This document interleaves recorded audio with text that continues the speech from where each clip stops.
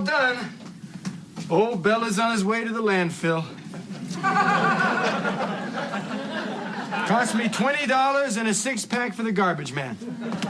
You'd think the $1 I give him at Christmas would be enough. Yeah. Oh, by the way, I washed your killing clothes. Have a nice day, honey.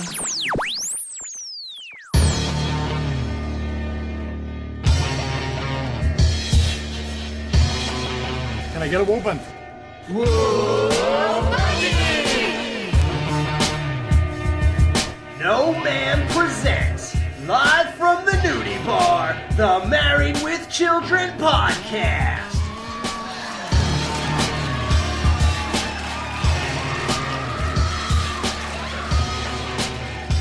And here are your hosts, Jerry, Justin, and Al. What's up, guys? Here we are, back in the nudie bar. Thank God. Yeah, I mean, being home was such a drag. Yeah, and I'm trying to enjoy the sound of skin-on-skin contact, and here you are, yapping away. Like we have a show to do or something. Jesus. I'm very sorry. Yeah, Marcy, keep going. Yeah, there's nothing like being in the nudie bar, guys. We are in the Jiggly Room live. This is show number 3. We are covering Married with Children, episode 3, But I Didn't Shoot the Deputy. This episode was aired April 19th, 1987. And for $100, name the chief exporter of the United States. Wheat. Machinery. Machinery is correct. Now, which state produced the most U.S. presidents? Illinois. Virginia. Virginia is correct. Now, which side of the brain controls analytical thinking? The right. The left. The left is correct. And we'll be right back after this brief commercial message. Hey, America, who do you call when you don't want to cook? Ahabs. Ahabs is correct. Yes, Ahabs for fish and fowl. Yes, opening soon in an economically depressed area near you. I guess what we learned right off the bat is Peg pretty much sucks at trivia. I mean, don't ever go on Jeopardy. And, she can't get a single one right, but she definitely knows how to not cook. Yeah, she got the commercial right. Ahabs. Like, what is Ahabs? Like, how do you even come up with a name like that? I thought it was weirder. Like, I expected them to say fish because of the name Ahab, but then they were like, and fowl. And I'm like, oh, you have chicken also? Okay, sure. Yeah, I like how they call it fowl. It's so funny. Like that sounds appetizing. Why would you name something so delicious something so negative? Like, the guy was like, who discovered it was like, this is delicious. I can't have anyone else know about this, so I can have it all for myself. It's called foul. It sucks, guys. Just don't go near it. Yeah, don't fry it's it. Foul. Oh. More for me. So, yeah, guys, go to Ahab's. You know, tell your wife she doesn't want to cook. You guys can just go to Ahab's and have some good fowl. So oddly enough, again, Al and Peg go to have sex on the couch. And I'm Who giving initiated it to Peggy. it? Peggy initiated because she was rubbing him down and started, like, kissing him on the neck. And even though this one got interrupted, I'm giving the point to Peggy. Mm-hmm. Okay. Yeah, she gets it. Because it would have gone down. And And I love how even at this point, not that this should be surprising anyone after that tirade in the first episode that she totally put Al on blast in front of Steve and Marcy as soon as they walked in, but she says 10 minutes, he had 7 more than we'll need. Now, do you guys ever remember when you were... it's funny because Al's like 40 years old. Like, why is he only lasting 3 minutes? It's like so weird. Wait, that's not normal? Yeah, I guess. Depends on what you're going for when you're... Anyway, so what had, like, people busting the door or something? Let's change that subject. Yeah, like, what is this all about? The neighborhood watch just walks in your house? I can remember in the early 90s, like, I can remember people just walking into my house. Like, we knew them. They would be friends or neighbors or whatever, just walking into the house. But that doesn't happen nowadays. yeah, I do. I honestly do remember that quite well as well. That I had a lot of family in the area, a lot of friends, and they would just come on over, walk through the screen door, you know. So that doesn't happen anymore at all. I never lived anywhere with a neighborhood watch, though. Yeah, which me is neither. which is good for me because I did a lot of bad things, but still, yeah. Worst neighborhood watch ever, by the way. Oh yeah, they suck. Yeah. They just come in, drink his beer, and Yeah, they literally give one beer to everybody, and then they give him like the empty little 6-pack holder. He's like, Oh "What the really? hell?" I didn't even realize that. yeah, it was great. Yeah, like literally people walking into your house. I mean, I don't know. I'm a very different type of person. So if I get infuriated if I don't get a complete heads up that you're coming over. Like I moved in this neighborhood a year ago. Within like 10 months, I guess, the next door neighbor felt comfortable enough with me that he just rang my doorbell to ask me if I want to come over and hang out at his fire pit. And something about that really bothered me. Because isn't that like really crazy? I was like, dude, why are you ringing my doorbell? If I don't happen to see you when I'm pulling in my driveway, then don't bother me, please. And that guy is now under his floorboards. Do you call him Steve? Yeah, well, it's funny because I told my wife that, we watched years of Married with Children together. She is just as big of a fan as I am. Well, I shouldn't say that. I don't think anybody in the world is because... And she doesn't have a podcast. Yeah. She doesn't have a podcast. That proves she's not as big of a fan. And I said to her, sadly enough, hon, this stuff never happens, And she's like, what do you mean? I was like, there's really never going to be a Steve and Marcy in our life. Like, we're never going to have people that always hang out. Or, nobody has time for that. Nobody does this. Nobody does that. Nobody gets that comfortable. They have kids, and it's just a hassle. Like, nobody does things like that. And then she's like, well, what about these people next door? I go, I don't want them to be Steve and Marcy. Like, I like them. That's fine, but I don't want that. So, yeah. So, anyway, these guys just walk in the house. They're terrible. Their big announcement, which I kind of felt bad about, is that Steve and Marcy's house was robbed this afternoon. And, I guess that's funny or something for the show, but my place was robbed. I lived in an apartment, and they came in and took everything. And it's really weird because in this episode, they mention that first they go for the small things, then they come back and get the big stuff. And that is exactly what they did to me. But the problem is it was an inside job. It was like a real shady area I was living in. The landlord had this group of guys. He was like a younger guy too, like in his 30s. And there was all bad news. I should have never even been there. But yeah, I got hit twice and it was the worst thing ever. Yeah, I actually got robbed once when I was like 10 or something as well. I was living in like a projects type area and they came in and I remember to this day they stole my entire VHS collection, like all my horror movies and Disney movies and the VCR and the TV. It was dreadful. And I always remembered like having a weird feeling that like, wow, like somebody was standing here. Like some stranger was standing right here, like looking at all my stuff. And it gave me like the eeriest feeling for, years. And I still think about it when I see things, on TV or movies where people have gotten robbed. Yeah, it was terrible, dude.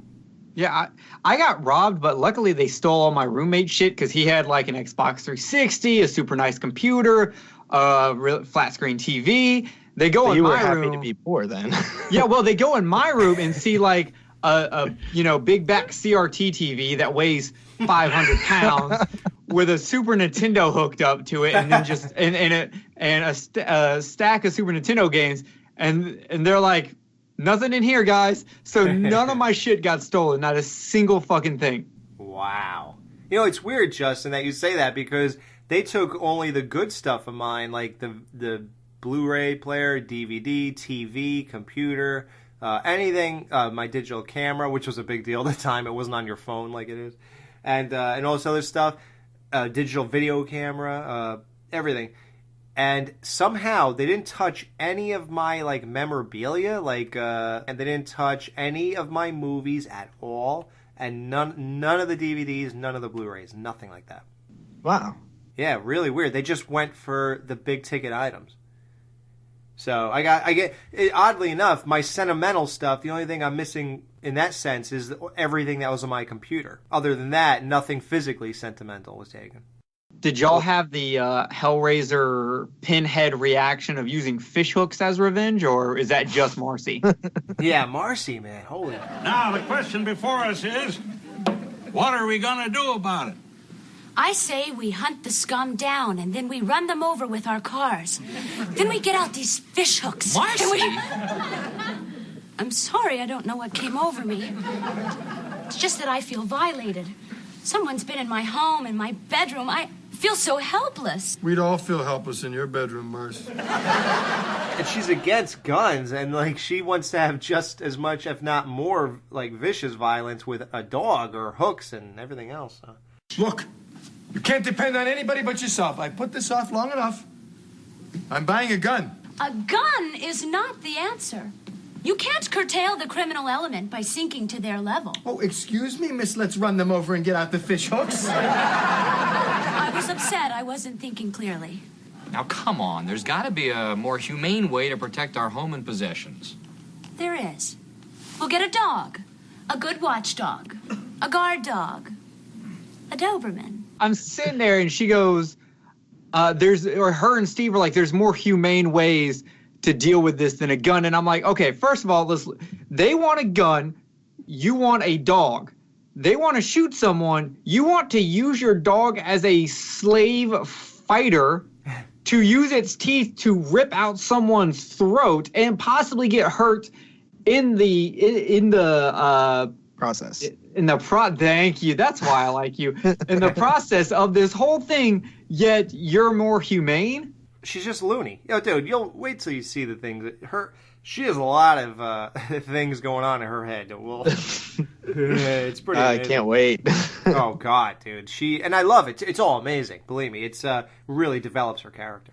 Steve, first thing tomorrow, we're going to one of those deadly doggy places. Yes, Al, because we're against guns and the violence they stand for. That's right. A dog. A vicious dog. With sharp teeth that'll go through a jugular like a hot knife cutting through butter on a warm summer night.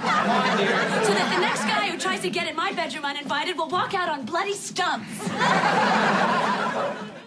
By the way, before we go on much too further, I want everyone to remember Al just got his radio stolen out of his car. Just remember that. Oh, I know what you're gonna say. It's so funny, right? Okay, Justin, remember this because Okay. it'll be I'll remember it. very important. Not Very today, soon. not tomorrow, but one day. One In the day. near future. All right, cool. Yeah, it's odd, but it's funny too that Al has like no compassion for Steve and Marcy, and you know when it was broken into, it's not like he didn't care, but he seemed indifferent. But as soon as you told him that his Dodge was broken into, he's like, "That's it, I'm buying a gun." When they first said that, I'm sorry about your car getting broken, I thought they were going to make a joke. Yeah. Sorry, no, I'm just sorry about your car. Yeah, Right. like I thought that was a joke they were going to go with. And then it was like, no, his car actually got broken into, and now he's up in arms. Now he cares. Now he kicks everybody out. Yeah, he kicks him right out. Like, what were they gonna discuss? I guess it was pointless. It was like so weird. I don't even know. But so Steve and Marcy go ahead and they're against guns, I guess. And no, we're not gonna talk politics here. I could care less what anybody does. Yeah, I don't care if you buy a dog. Yeah, exactly. You said it right there. Perfect.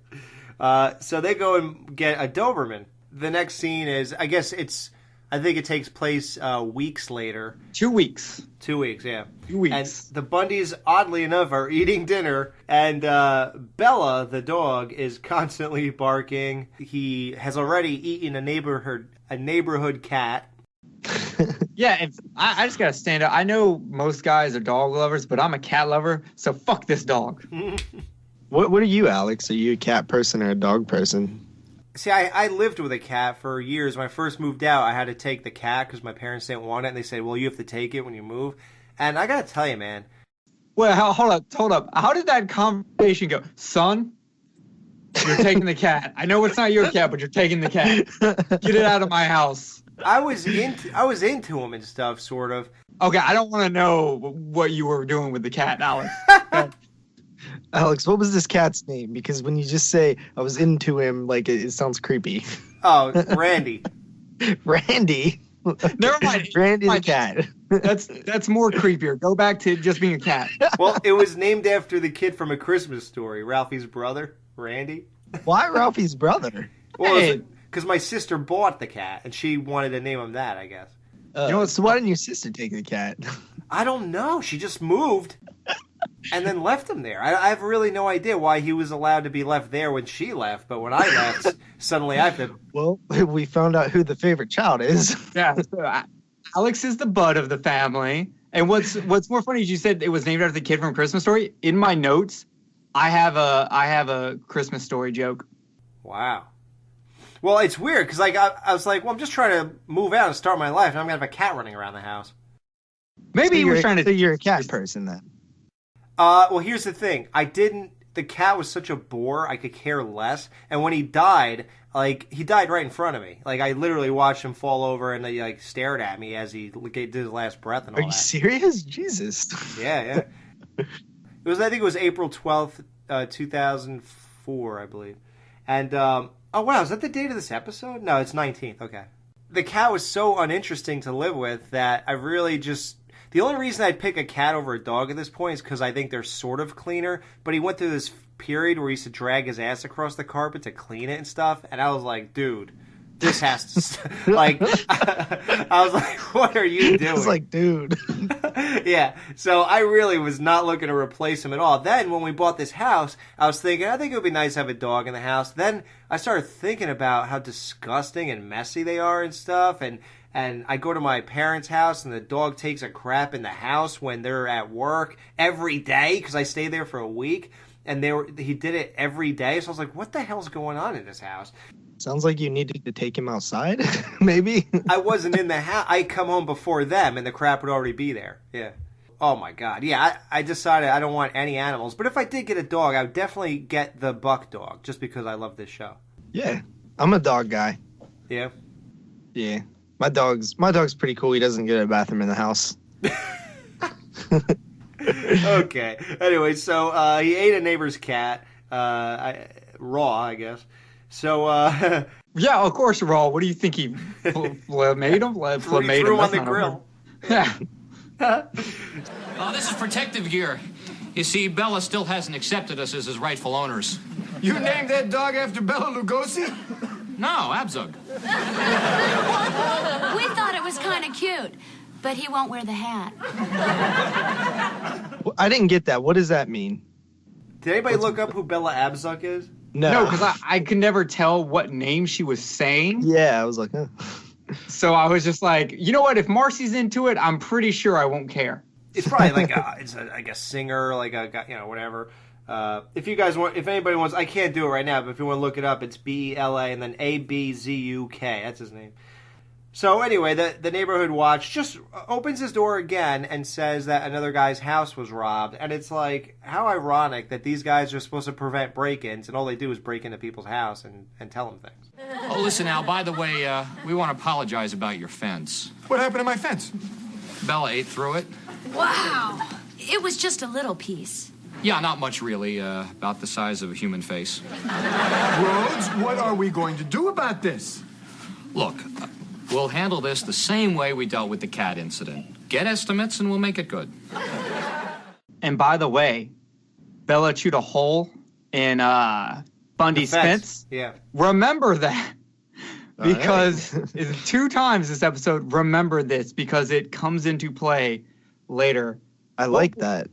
By the way, Bella Abzug is an American lawyer. It's a girl, actually, and a leader of the women's movement. What? National Women's Politic. Oh, that's why Marcy likes her. Yeah. The women's movement. Wow. I was right. If Marcy's into it, I'm not. There's some women movements I'm into. Specifically, the lady over there. Yeah, exactly. Yeah, the dog chews a hole in the Bundy's fence, about the size of a human face. And so Al's sleeping, and all of a sudden you hear glass break. Then you hear sounds that really do sound like breaking and entry sounds. And then you hear another glass break, and Al freaks out.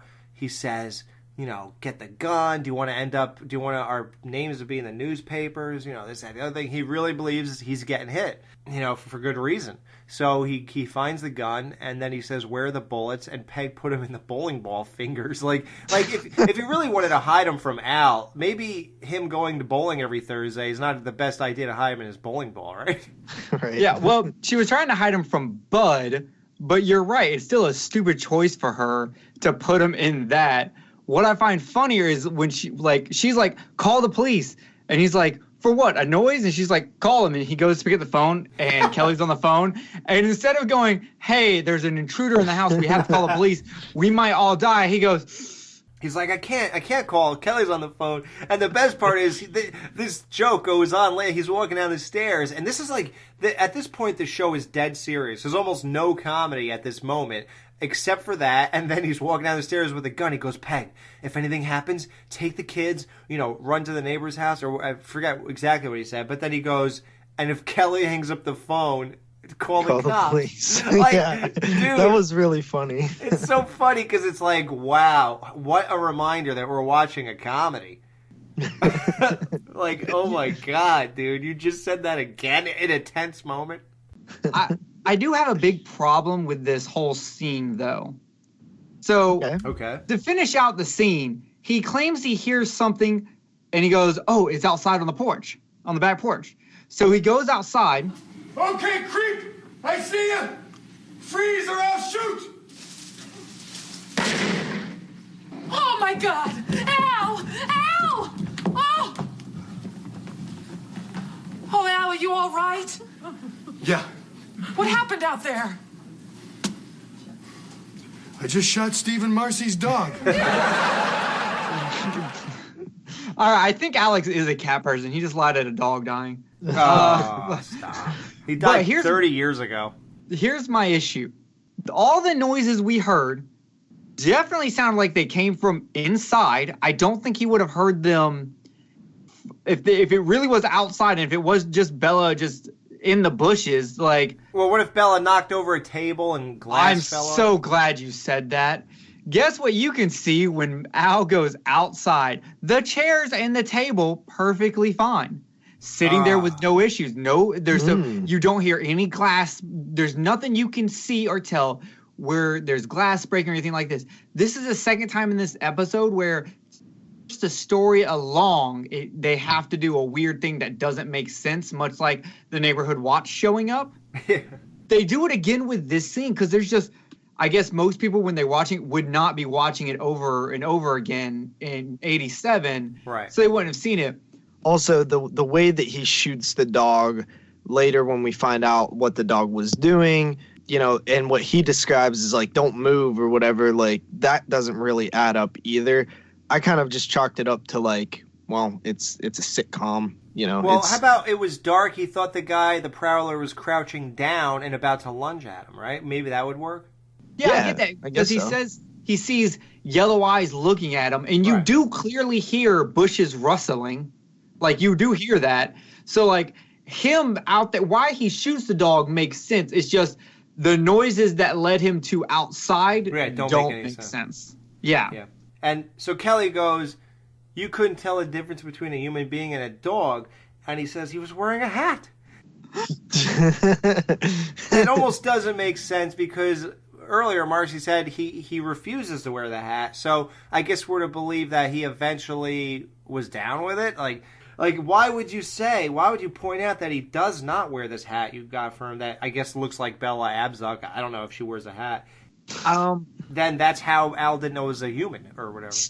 Yeah, I think that it was just sort of like one of those things where it's like when they first got the dog, they were trying to give it the hat. It wouldn't wear it. Eventually, they kind of got used to it. The dog kind of got used to them a little bit.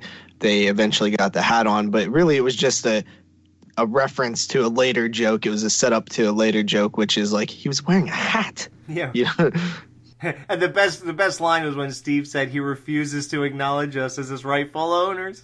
Yeah, and him wearing the hat, maybe that was him like the dog getting used to them. And it could be actual good story writing in a way, because you're right. That would give us a passage of time, like he wouldn't even do that. They had to wear those things on their arms because he was trying to kill them every time they went near him. And then now he's wearing the hat. He's getting acclimated to his surroundings. He's even like wandering off now and taking a crap in the Bundy's bushes. You know, like it could be a good way to actually show why they would even care a little bit more and all that kind of stuff. Yeah, because if the dog was still being a vicious asshole, then they probably wouldn't be that upset. I mean, they'd probably still be a little upset, but they wouldn't have had any attachment. So, yeah, it could actually be, like, legit good writing.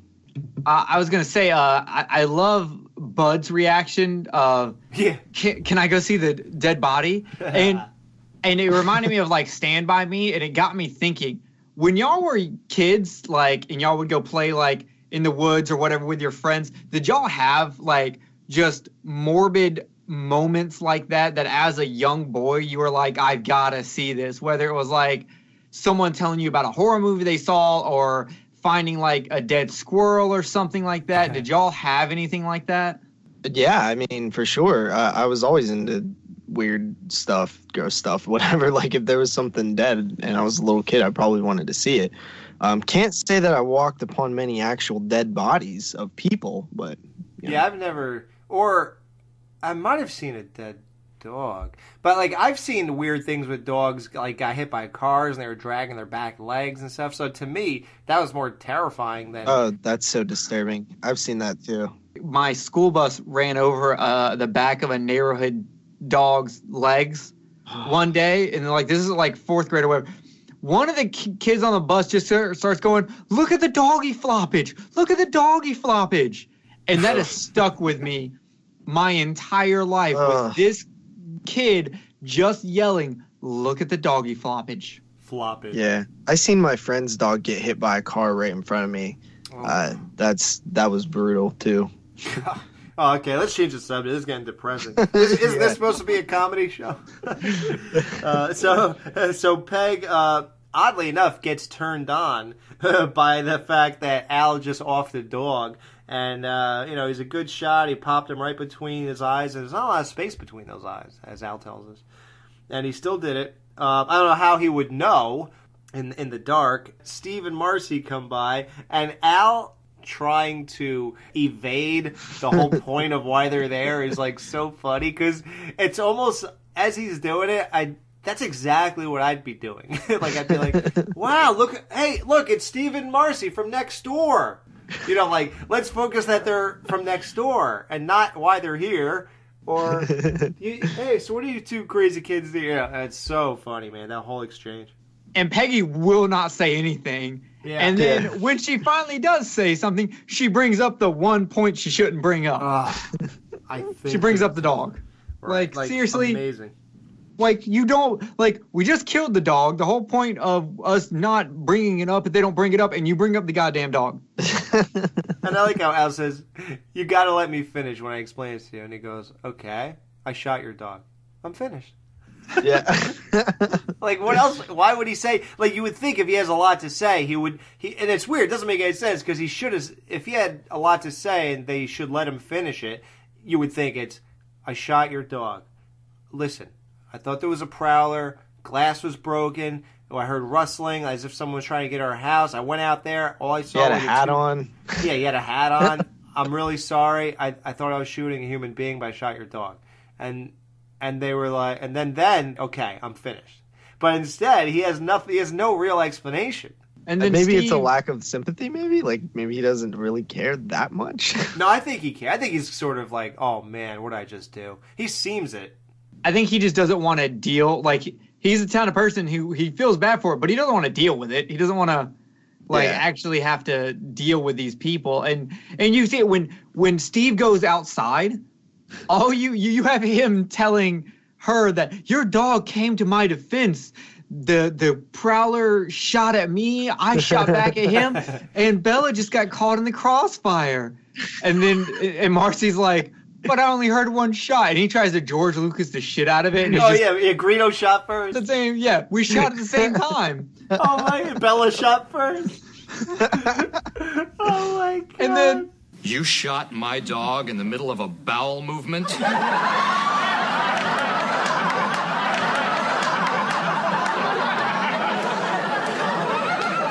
is he really dead?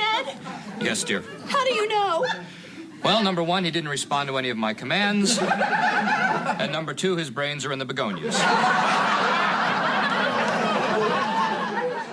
And Marcy's expression of like, why was I even believing Al? Like, you can just see it in her face where she immediately just goes, that motherfucker. Yeah. Yep. And the best line, the line of the show is he alive? Yeah, no. How do you know? Well, he didn't respond to any of my commands, and his brains are in the begonias. Oh, I was like, did they really just say that on TV? Oh my God. And Steve's delivery of that line is, perfect. And then my favorite line is when Marcy starts going off on Al, calling him like Mr. Macho, and Al's like, You killer. Anyone for a cake or coffee? Now, listen, I said that I was sorry. Let me make it up to you. Let me get you another dog. For what? Target practice? We told him not to get a gun. We told you not to get a gun, but you had to go out and be Mr. Macho.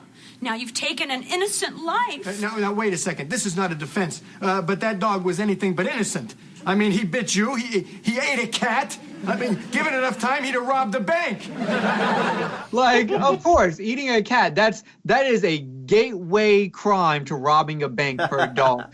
You don't think if they did a sequel to Cujo, it wouldn't be Cujo 2 robbing banks? It would. Yeah. He would be robbing everyone in clown masks. It would have been terrible, and I would watch this. How much you want for him? $1,000. $1,000 for a dog that just sat there and let me shoot him. Forget the money. You know what I want? Your gun, Al. Give me your gun. All right. He goes, well, how can I make this up to you? And she says the dog was apparently $1,000, which is still a lot even today. So actually, that's like almost saying $2,000 in 1987. Well, also the dog, the protection gear they had, like those arm pads to train a dog. You can't just go down to Walmart to get those. Those had to be pricey. Oh yeah, and God only knows how much the hat cost. Yeah. Oh yeah, and then how much they also made a mention of how much food the dog ate. Plus, I'm sure they paid some kind of money to the owner of the cat he ate. So it adds up.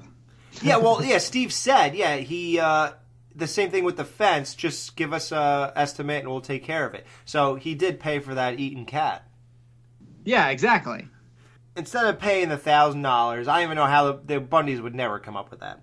Al would have to get his next 300 paychecks by Friday, you know? He, instead, Marcy agrees to just give us your gun.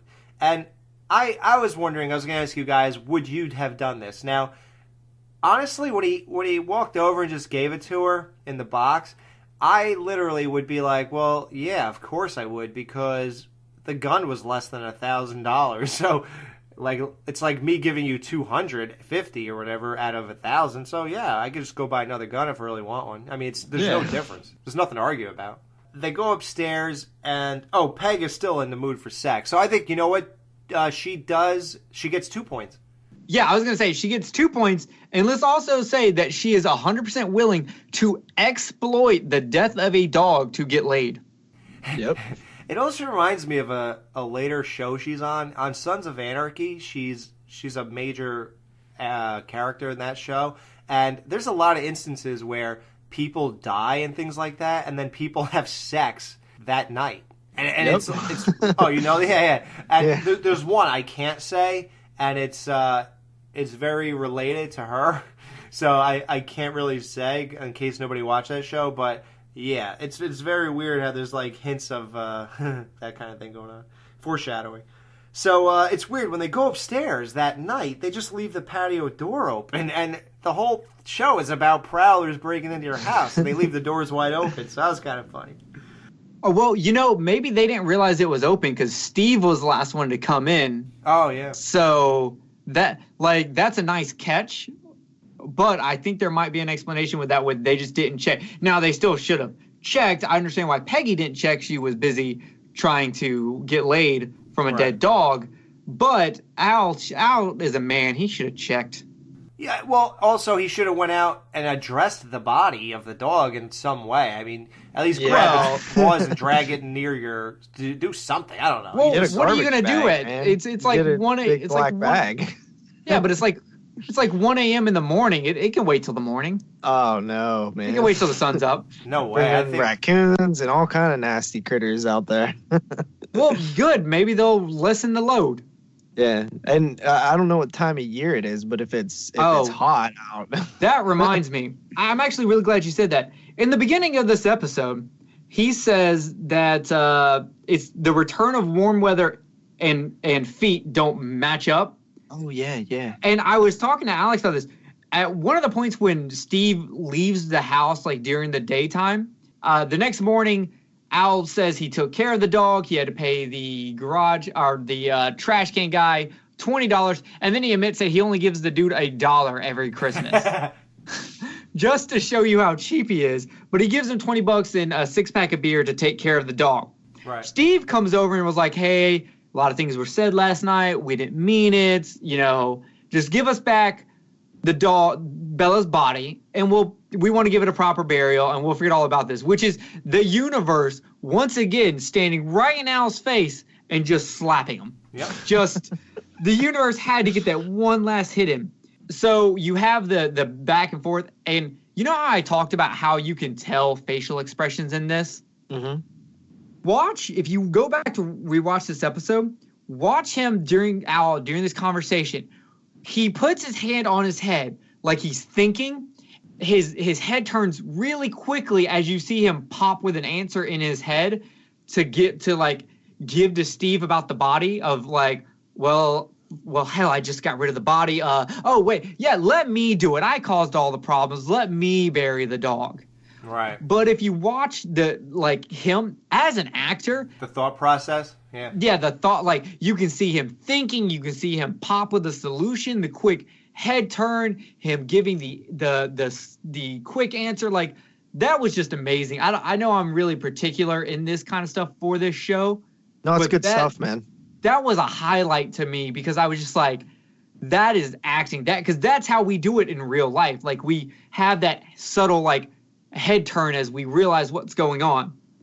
But my point of all this was when Steve leaves, you can see Christmas lights, the old classic big bulbed orange, blue, green, like full, you can't see through painted Christmas lights hanging on the window. And after you said that, I watched and I saw it, and here's what I observed, which is more telling. In the next episode, those lights are not there. Oh, but no, they are. At the end of the episode, at the end of episode 4, you say, I have it in my notes. Well, at some point, they're not. Oh, are they? Yeah, I looked and there was nothing at one point. So, you know, Alex, you're right. They left at some point, I think. I'm going to have to go back and watch it, but they are there at the end of episode 4. Yeah, we'll have to look at that. So let's talk about what this means. Al is lazy. Yeah, he's one of those guys who leave the lights on year-round and just light them up in December. And only 3 of them. The funny part is only 3 light. So why would you even waste your time leaving them on if they don't even work? Yeah, it's like one strand. We have to assume we haven't really seen like a full outside shot of the house except for like the end of the opening theme song. Well, no, I'm using my future knowledge. There is a Christmas episode in season, I believe, 3, I think. Really? Is that the first time that it's a Christmas episode? Season 3? No, season 2 has a Christmas episode too. It's called You Better Watch Out. Oh, okay. And it's amazing. But season 3 or 4 is, either one of those two, is epic, dude. Sam Kinison is in it. It is amazing. It's a 2-parter. It's a big, big deal. And when he's outside, he lights the lights up. Like 3 of them are lit, just like Homer Simpson in the first Simpsons episode. That's hilarious. That's what it is. He's just a lazy bum. Oh, that makes me laugh. After these messages, we'll be right back. Hi, I'm Dr. Shoe. A while back, I advertised my shoe line, but apparently you weren't watching. So I'm back. Now, you can't tell me you haven't bought defective shoes, because I know. I sell them. So call 555-SHOE. Even if you don't have a problem and you just want to talk about feet, call. I'm serious. This is not a recorded message. I am a human being, damn it. That number is 555-SHOE. Let's go. Like Jerry said, Al just threw the dog's body into the trash heap. He told the garbage man, at least. That was nice of him, and pried him with a 6-pack and $20. Guy was willing to throw in the back of the garbage. Steve wants a proper burial, so now Al has to come up with, he comes up with the whole idea that we'll bury him, so at least that gets the dog out of Steve's hands. Yep. And, he keeps possession now that he has to fake it. So they have this whole, real funeral, I think in the Bundy's backyard, or it might have been Steve's backyard. I'm sure it's Steve's backyard, because Steve said that they wanted to bury him under the tree where he did his business. Right, yeah. So it's really well done, and the only people I suppose they can get to be in this funeral, the neighborhood watch, so they're all they perform the whole thing, and the crate was $150. That means that this whole thing has now cost Al $500 between the gun and this thing now.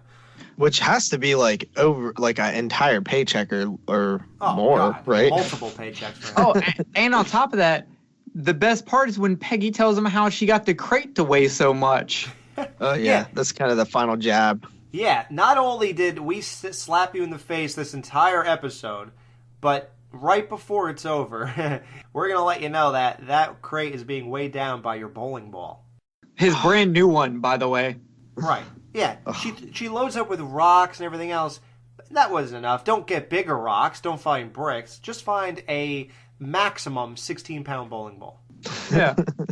Here's my question about Peggy. Where does she buy her clothes? It's literally like she bought the Max from Saved by the Bell has a gift shop, and that's where she buys all of her clothes.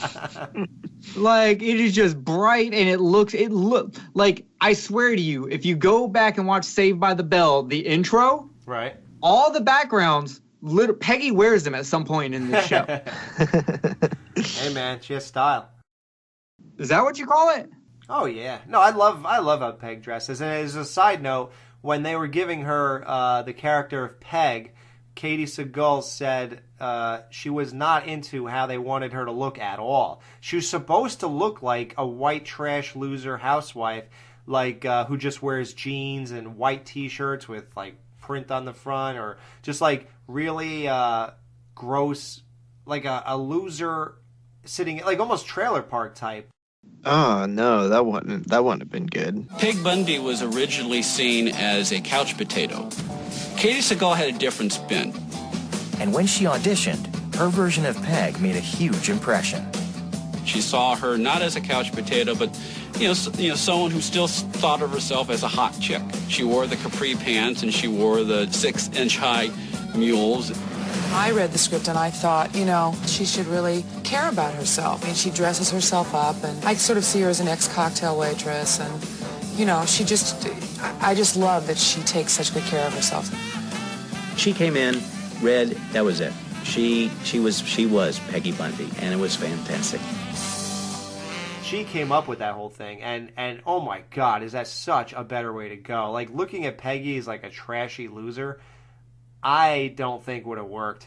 It literally could have ended the show, potentially. You know what I mean? It might not have been as people might not have connected with it as much. I wouldn't have. Yeah. Interesting. Yeah. Something so simple. On the subject of Peggy, do y'all think she put the bowling ball in there on purpose, or it was just fresh on her mind since she hid bullets there? Did she do this as throughout this series? I always have the question of, did she do something because she's dumb, or did she do it on purpose to be spiteful? I think she did it on purpose to be spiteful. I think she's dumb. Yeah. See, I'm torn between both, because really she could have done it just because I got to find something that weighs heavy. Oh, well, I did just hide his bullets in the bowling ball. The bowling ball weighs a lot. Let me put it in there. And she doesn't have regard to its stuff. She's not going to think, he's going to get mad. She's just going to do it because it's just the first thing she thinks of. But why would she do it on purpose in the sense that I'm going to screw Al today? Like, I think he's been through enough. She was already turned on by him shooting the dog, so she's not exactly against it. She hated the dog. She was not against buying the gun. There's really no reason for her to be mad or be spiteful to him in this point. Unless she doesn't like when he bowls. She never really, I don't know. She doesn't seem to have a problem with it. Yeah. Okay, Throughout the series, yeah. I'm going to go with just dumb then. I think Alex has a good point on this. I think I'm going to have to go with dumb. Yeah, because I don't see the motivation here. You know what I mean? Yeah, you're right. Yeah. So how about, you're talking about dressing. How about Marcy wearing the sunglasses at the funeral? It's like nighttime. I wrote in my notes, I wear my sunglasses at night so I can bury my dog. Oh, you want to hear something crazy? I heard that song on the way home today, right before we recorded. Really? Yeah, I swear to God. Like, how my weird God. is that? I had it in my notes, and I was like, in my notes, I even debate. I put sing with a question mark. Should I just say it on the show or sing it? And I decided, well, I hate myself, so I'm going to sing it. Yeah, just sing it. Yeah, who cares? We're beyond having people who listen to the show actually walk around with bags on their heads. Anyone who listens to the show is so embarrassed about it, so it's okay. Yeah, one of the bags says bag written on it. So the great punchline at the very end, it's beautifully written too. I mean, the fact that Peggy did that and Al's like, you put my bowling ball in there, and then all of a sudden he starts crying, and then he gets up and he's crying, and Steve goes to console him thinking he's crying for this stupid dead dog.